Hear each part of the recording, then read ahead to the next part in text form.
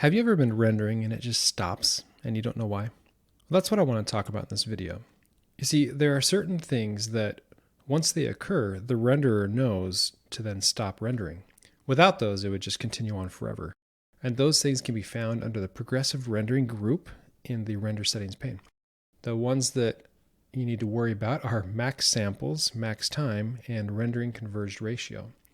Now, each of these do get reported to the log, and you can see them happen as you're rendering. So let's go ahead and start a render and we'll see. You can see here it says iterations. Those line up with samples. And it's going through and it's hit 22 iterations so far, 26, 31. It's going to continue to count up.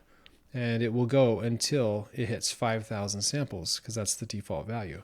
Or if it hits 7,200 seconds first, then it'll stop there.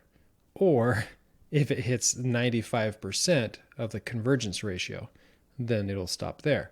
You don't know which one's happening without watching the log here, or even when it's done, going and checking your log file under Help, Troubleshooting, View Log File. You scroll down, you say Finish Rendering. It'll tell us why. Well, we canceled it, so it doesn't say why. But what if we changed the max samples down to, 20, and then rendered?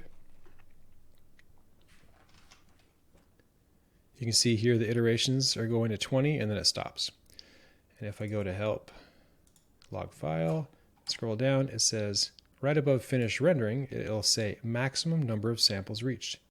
So if you want to know why it's stopping, you just need to go and look at the log and find out what it says caused it to stop.